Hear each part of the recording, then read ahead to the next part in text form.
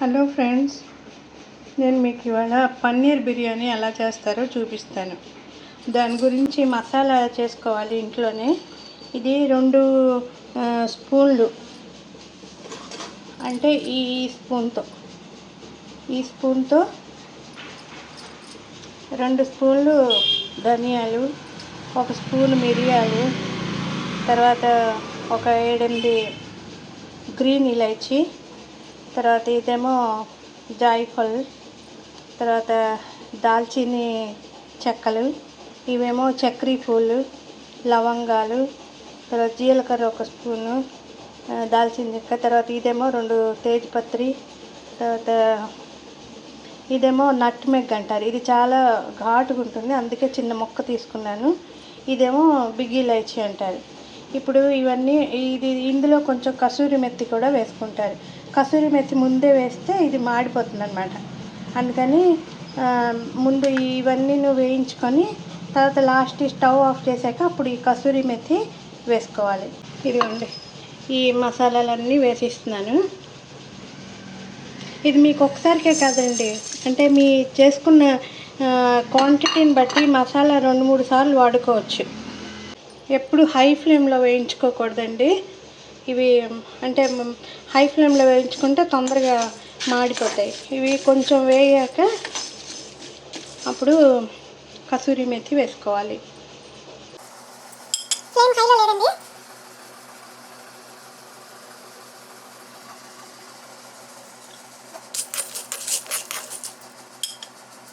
వేరే పొయ్యి మీద నీళ్ళు పెట్టుకున్నాను. రైస్ ఇవి మరిగాక అప్పుడు బాస్మతి రైస్ ఒక 10 మినిట్స్ సోక్ చేసి ఉంచాను.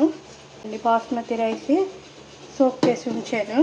ఈ నీళ్ళు మరిగాక ఇందులో హోల్ మసాలా వేసుకోవాలి. కొంచెం తేజ్పత్రి, దాల్చిని, లవంగాలు, చక్రీ పూలు, జాయిఫల్, తర్వాత ఇలైచి, ఇవన్నీ నీళ్ళు మరిగాక వేసుకోవాలి. కొంచెం సాల్ట్ కూడా వేసుకుంటారు. ఇప్పుడు ఈ వాటర్లో సాల్ట్ కొంచెం వేసుకోవాలి. ఇవి కొంచెం వేగాక ఇదిగోండి కసూరి మెత్తి వేసుకోవాలి. కసూరి మెత్తి వేసి స్టవ్ ఆఫ్ చేసి ఇచ్చుకోవాలి, లేకపోతే వేడికి కసూరి మెత్తి మాడిపోతుంది.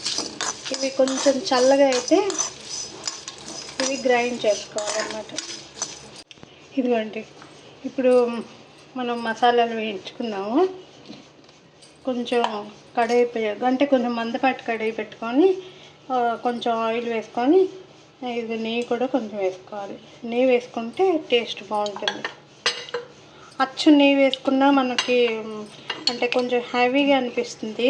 అందుకని నెయ్యి కొంచెం, నూనె కొంచెం వేసుకుంటే బాగుంటుంది, టేస్ట్ బాగుంటుంది.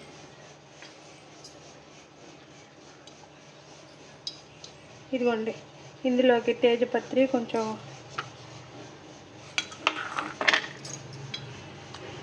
దాల్చిని, చక్కెర పీలు ఇవి వేసి కొంచెం ఇదిగోండి ఉల్లిపాయలు కొంచెం కోసి వేస్తున్నాను. ఉల్లిపాయ ముక్కలు, పచ్చిమిరపకాయలు, ఇదిగోండి గ్రీన్ మిర్చి ఒక 2 స్ప్లిట్ చేసి వేసాను. తర్వాత ఇదేమో అల్లం వెల్లుల్లి తొక్కేసి వేస్తున్నానండి. కొంచెం తొక్కుగా వేసుకుంటే మనకి టేస్ట్, మీకు కావాలంటే మీరు రెడీమేడ్ దొరికే పేస్ట్ కూడా వేసుకోవచ్చు అన్నమాట. నేను ఇక్కడ అల్లం వెల్లుల్లి కొంచెం దంచేసి వేస్తున్నాను. ఇవి కొంచెం వేగాక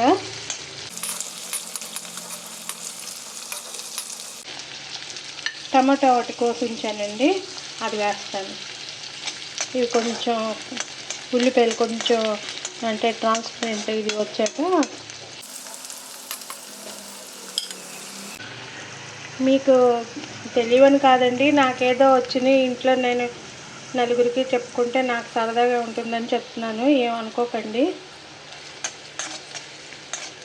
మీ అందరికీ బిర్యానీ తెలీదా ఏంటి? నేను నా పద్ధతిలో నేను ఎలా చేస్తున్నానో అది మీకు చెప్తున్నాను అన్నమాట, అంతే. ఇదిగోండి, తర్వాత అందులో ఈ టమాటాల ముక్కలు కొంచెం వేసి ఉప్పు స్లైట్గా వేసుకోవాలండి. ఉప్పు స్లైట్గా వేసుకోవాలి, ఎందుకంటే మనం రైస్లో కూడా వేసాం కదా,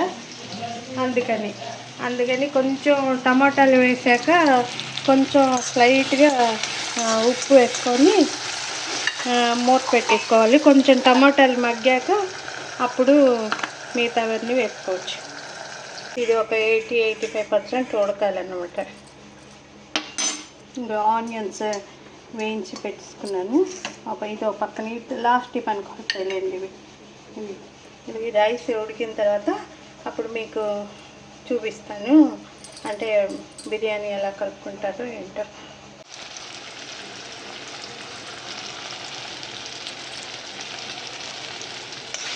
మనం ఇంట్లో చేసుకున్న కూర మసాలా కొంచెం ఉంటుంది కదండి, ఇదిగోండి ఈ మసాలా మనం చేసుకున్నాం కదా, ఇది ఇందులో నుంచి 2 స్పూన్లు వేసాను. అదే మనం రెడీమేడ్ మసాలా ఉంటుందనుకోండి, అదైతే 3 స్పూన్లు వేసుకోవచ్చు. ఇది 2 స్పూన్లు వేసాను, ఎందుకంటే కొంచెం ఘాటు ఉంటుంది. ఇది మనం కట్ చేసి పెట్టుకున్న ఈ పన్నీర్ ముక్కలు వేసేసుకోవాలి.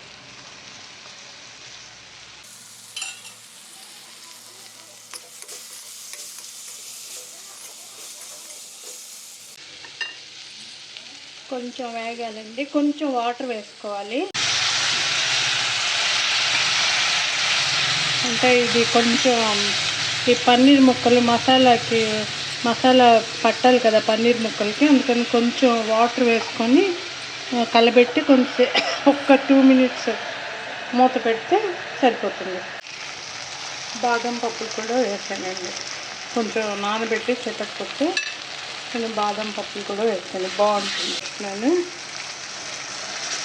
లేకపోతే రైస్ అది వేస్తాం కదా మనం, అందుకని కింద కంచుకోకుండా ఉండడానికి సగం పన్నీర్ ముక్కలు తీస్తున్నానండి. మొత్తం మీరు ఒక్కసారి రైస్ వేసేసుకోవచ్చు, కానీ ఇలా సగం చేయడం వల్ల బాగుంటుంది. ఇది కొంచెం సగం పీసెస్ తీసాక మనం ఈ వండుకొని వాష్ చేసుకున్నాం కదా శుభ్రంగా రైస్,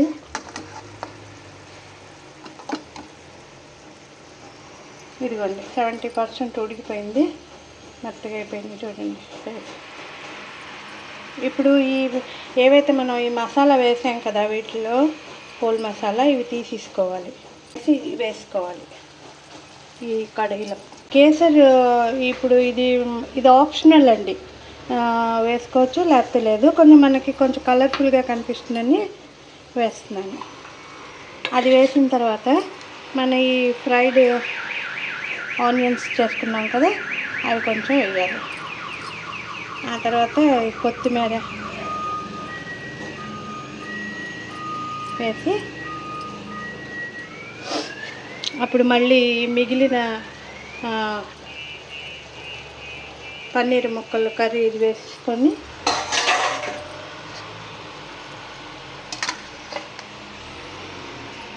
ఈ మిగిలిన రైస్ కూడా వేసుకోవాలండి. నేను ఇంకో విషయం చెప్పడం మర్చిపోయానండి.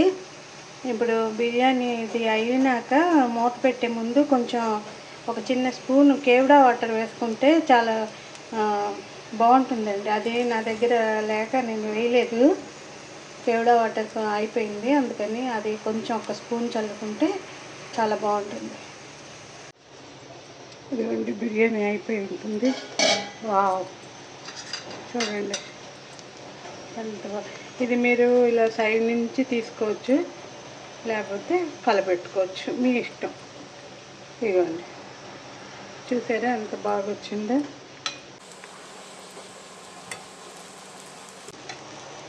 బిర్యానీ అయిపోయిందండి. ఇక దానికి కాంబినేషన్గా రాయితా చేశాను. ఏం లేదు, ఇందులో కొంచెం ఉల్లిపాయలు వేసాను, ఒక టమాటా హాఫ్ ముక్క వేసాను, ఇదేమో కొత్తిమీర, సాల్ట్, అంతేనండి.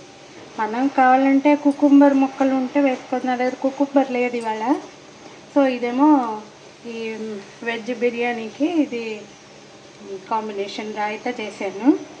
చూడండి ఫ్రెండ్స్, మీకు ఇష్టమైతే లైక్ చేయండి, సబ్స్క్రైబ్ చేయండి, షేర్ చేసుకోండి.